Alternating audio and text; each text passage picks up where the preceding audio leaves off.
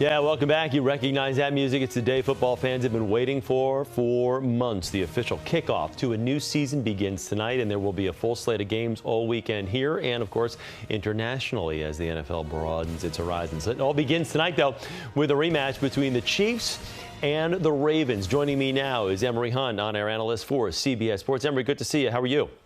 I'm doing fine, Chris. Appreciate you bringing me on. Hey, first question, and this is the important one. As far as tonight's game go, do we know, is Taylor Swift going to be there? No, I'm kidding. I'm kidding. Hey, let's start. We want to talk. There was so much hype for the Jets, and we're going to get to the Jets in a second. The Giants flying a little bit under the radar because it's really a team that's got a new identity, having lost Saquon Barkley in the offseason to the Eagles. Let me get your thoughts on Big Blue for a second. Malik Neighbors, a great addition to this team.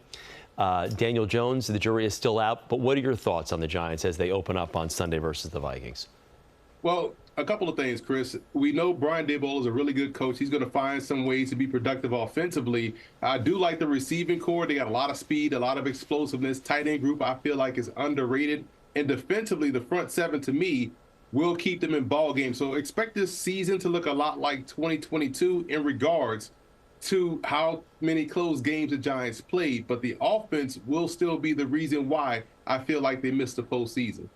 Do you think, though, especially opening up versus the Vikings have some injury issues or whatnot. This is one of those, you hate to say game one is a make or break game for the quarterback, but there are so many question marks as it relates to Daniel Jones. And now that he has actually some weapons on the outside, which he really hasn't had the last couple of years, is this one of those games where you really need him, win or lose? He's got to come out and play a good football game.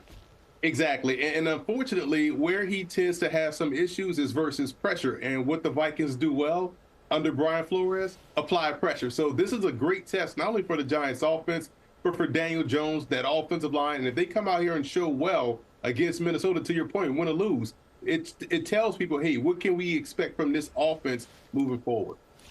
All right, now let's get to the team with the color of your tie. I see the helmet in the background as well.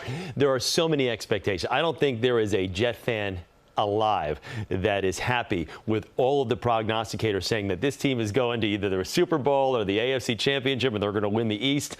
You don't want the jinx to be in, but this is a good football team right now on paper. So how's it going to play out on the field in your estimation? Well, listen, I've been hearing it from my guy, Leger Douzable, who's also with me at CBS Sports, who played for the Jets all spring and summer long. He already has the Jets in the Super Bowl. But for me, the Jets season starts at week 5. I feel like they should be 5-0 by the time they get to week 6, where their schedule starts to get tougher.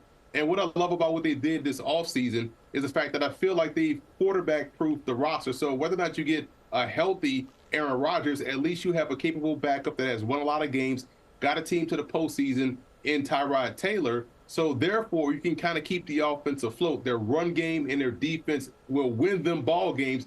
And whatever they get from the quarterback position is just icing on the cake. Make or break year for the coach, though. You just saw a picture of Robert Saleh on your screen right there. I mean, this team is built to win right now. If they don't, it's going to fall on his shoulders.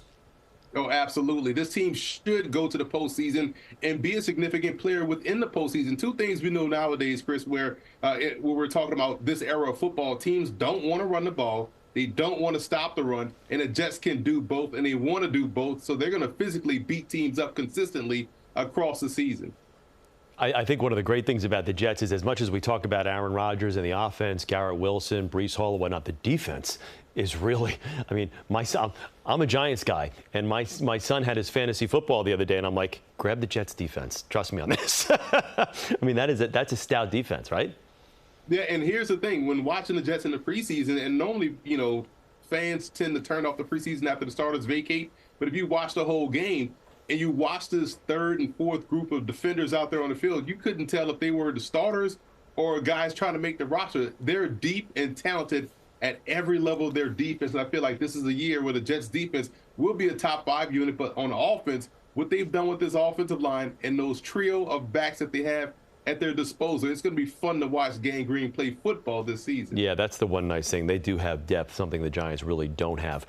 Let's talk about some of the new and emerging players to come into the league. Malik Neighbors, one of the Giants. A lot of people are expecting a lot of things.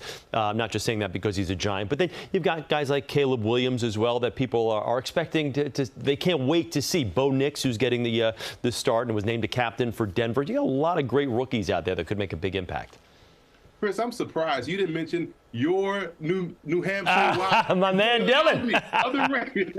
Of course, there's a lot of great rookies out there. So I'm excited to see how this is going to play out. Neighbors is a dog. I was at Giants camp all throughout the summer watching him consistently win one-on-one. Caleb Williams, to me, has the best setup of any rookie quarterback, probably in NFL history, coming into an offense that has 3 legit #1 wide receivers, 2 outstanding tailbacks, a very improved offensive line, and a defense that was ranked top 10. If the Bears don't make the playoffs this season, personally, I feel like this is a disappointment because they won 7 games last year. Now you add all that talent. They have a great table set for the quarterback that he can go out there and just eat all throughout the season long. It is great to see that he does have those weapons out there. It's not a quarterback coming into a team that's bereft of any talent. I mean, he's got the pieces around him. Chicago Bears could legitimately do something. You like Detroit in that division, though? Whoa, listen. Detroit, Green Bay, and Chicago, that division got tighter. And so we may see a team that has 10 wins in the North not make the postseason because that's how competitive that division is going to be. I like Green Bay to win that division because I feel like they're ascending, especially with their passing game. Detroit still needs a little bit more work at receiver, in my opinion. Emory, do me a favor, hold up that UNH helmet for a second because we don't have video, but I want people at home to know Dylan Lobby from West Hampton out on the island, drafted by the Raiders here this past draft, made the team number 23. He's going to get some run for this team. Watch out. He's got a little bit of that Dave Meggett in him for those Giant fans out there if you're looking to make that correlation. Emory, it's great to talk with you. Let me just get a quick prediction. The kickoff tonight, opening night, what do you think? Who do you like in this one? You like the Ravens? You like the Chiefs? I love Baltimore. Baltimore does a great job starting the season. Chiefs tend to start slow. And again, even though they're going to make this a rematch of the AFC title game, the Chiefs won't look at it like that. The Ravens will, although they won't say it. I think they take care of business tonight. Well, Emory, thank you very much. And again, we didn't really get to it, but you're going to have a bunch of 9 a.m. starts this season because you got games in Munich, London, Madrid, Sao Paulo, Brazil, the Brazil game, which is this weekend. So we'll see what happens as the NFL continues to expand its reach. Not that it needs it anymore. It's the most popular sport out there for a reason. Emory Hunt, our analyst from CBS Sports. Great to see you, Emory. Enjoy your opening weekend of football. Thanks, Chris. All right. And stay with us. We'll be right back.